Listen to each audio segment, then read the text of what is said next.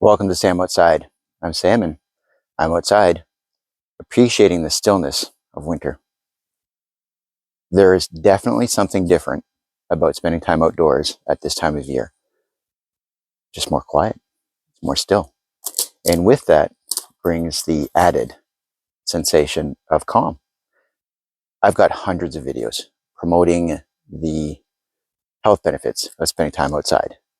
And most of that has to do with our stress management, the ability to control our levels of cortisol.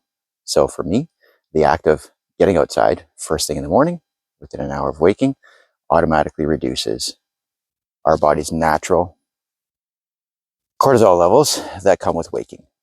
And if I can get outside in winter, first thing in the morning, it's not as easy. Now, there's a little bit less daylight. It's definitely colder, right? It's perhaps sometimes the most cold parts of our day, right? Nighttime temperatures are one thing, but there's a transition in our part of the world where those morning temperatures just around sunrise, where it just gets it just dips a little bit before the warmth of the day arrives. At this time of year, there's just less activity. Even that wildlife that is around, they are active. In fact, they're hyperactive. One way of noticing this is feeding birds.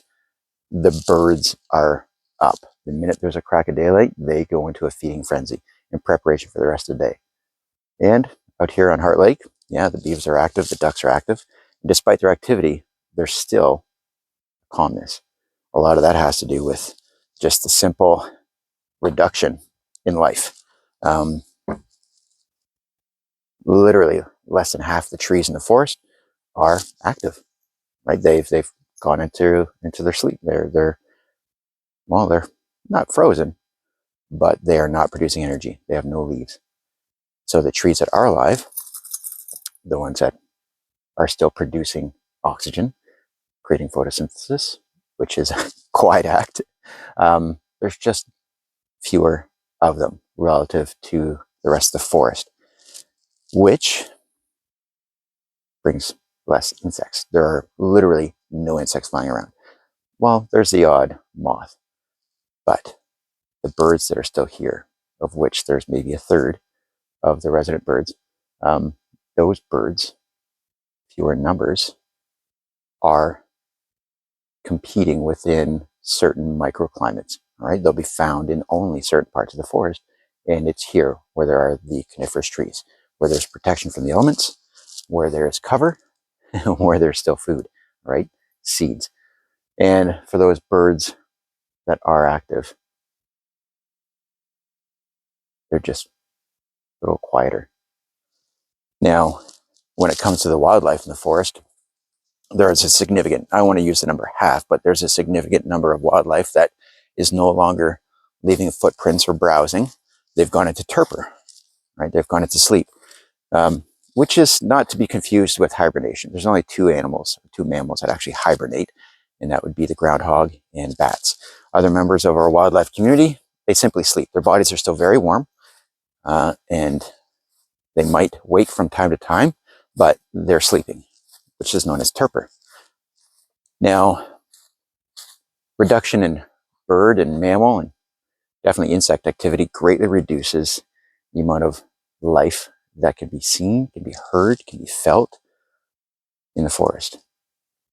And in the weather in winter tends to be a little more calm. I don't have those afternoon thermals that we will normally get. And weather patterns seem to be a little more subdued as well. And the act of participating in nature connection just has a different urgency, just has a different pace. Got to be a little more aware of my footing, which slows me down. Because with this damp leaf litter and the freshly fallen snow, my traction is a little different than in summer. So that slowing of my cadence, the care with which I take my footsteps, adds to the calmness and softness of an outdoor experience. And I do slow down, and I do breathe a little more intentionally. In venturing outdoors at this time of day, at this time of year, does do something different in my body without exerting myself too much. Just the act of being outside in cooler temperatures does require more energy. So it engages your metabolism a little bit differently. There's a calmness, and I appreciate that. Life in general, for humans, in this part of the world, at this time of year, definitely changes our subconscious need for food, for shelter. We put more effort into it.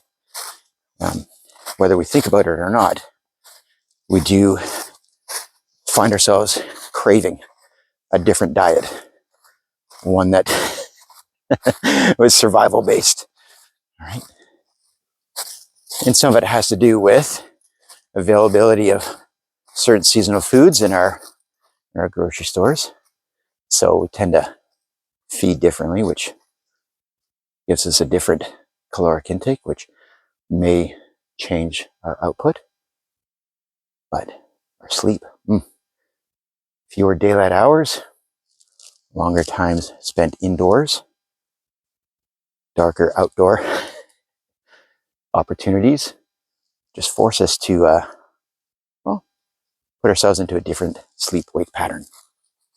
But spending this time outside definitely puts my body, resets it to a different